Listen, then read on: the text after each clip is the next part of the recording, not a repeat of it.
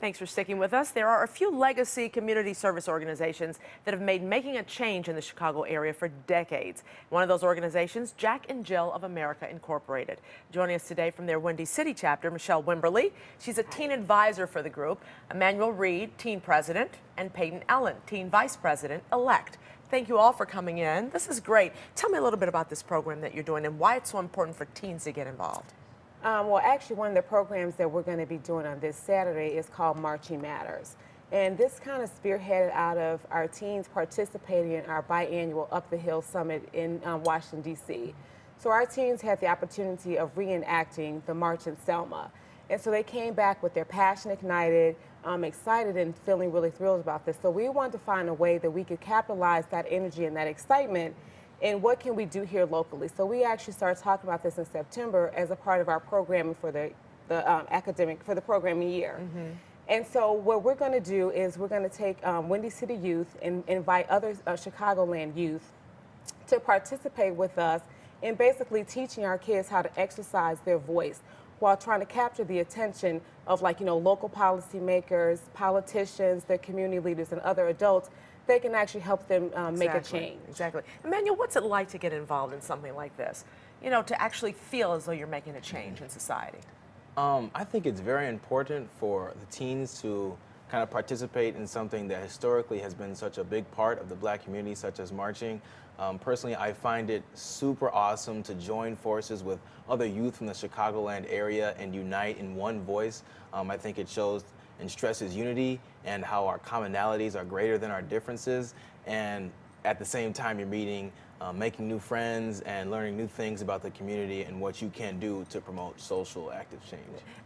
Peyton, how important is it for you personally to make society change, especially in these days? All we hear about is violence on the street on a daily basis. Right.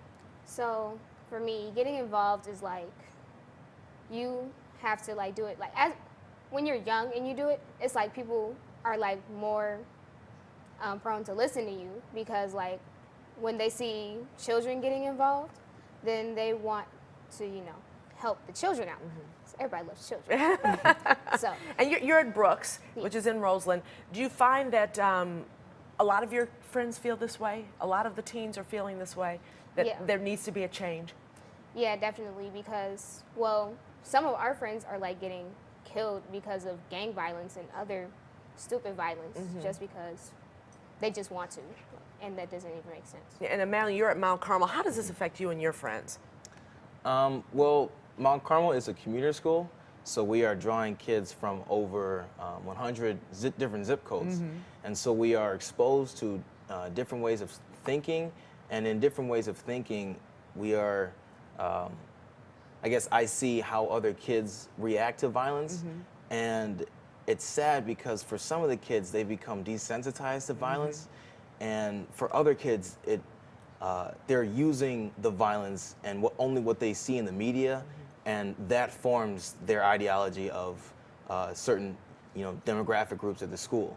And so I think it helps a lot for the students who want active change because they are able to use what is actually going on in their community, such as violence, and something that is so personal to them because, like Peyton said, there are students at Mount Carmel who know other students who have been killed. Yeah, they see violence up front. Exactly, yeah. So they use that and are able to have something personal to kind of help drive their mission to promote that change. Do you find, Michelle, that you see that with the kids, that they really want to make a difference because it affects them personally? Absolutely, and part of this is it gives us an opportunity. We're collaborating with some of our community partners, Operation Push, DuSable Museum, Chicago South Shore Drill Team. So this is a collaborative effort and really teaching our kids to exercise their votes in a very positive and strategic manner.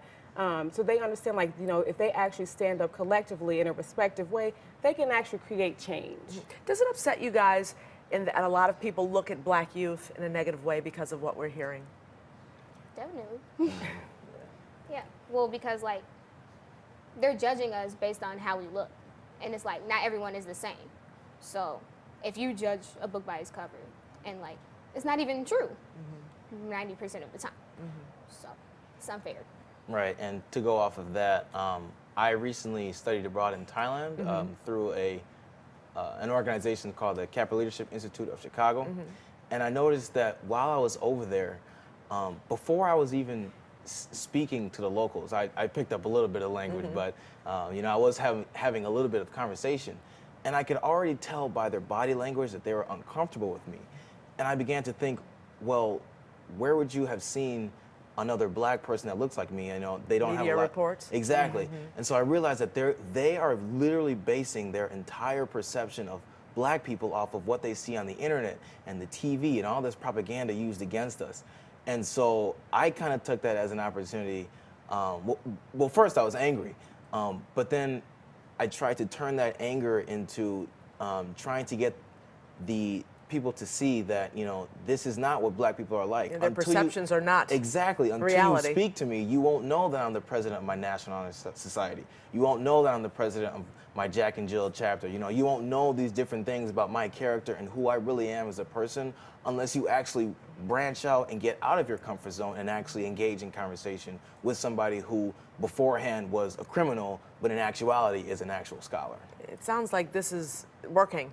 It is working, and we're so excited about some of the initiatives that we have. And one of the things we have coming up also on May 14th is our Regional Day of Service, where actually the Midwestern chapters of Jack and Jill of America are charged with giving the gift of literacy. And while we value our partnership with DuSable Museum, we're actually asking the communities donate new books to the DuSable Museum between April 26th through May 13th, and we're actually going to pass out those books on Saturday, May 14th. So that's another initiative that we have that we're very, very proud of. And today, where can people find you if they want to come out and march? They can email us at marchingmatters@yahoo.com, and we will definitely respond to them as to whether or not we can allow them to come out on that day. Thank you guys so much. Appreciate it. Good luck to you. Thank you. For more information on the Windy City chapter of Jack and Jill of America, visit jjwindycity.org.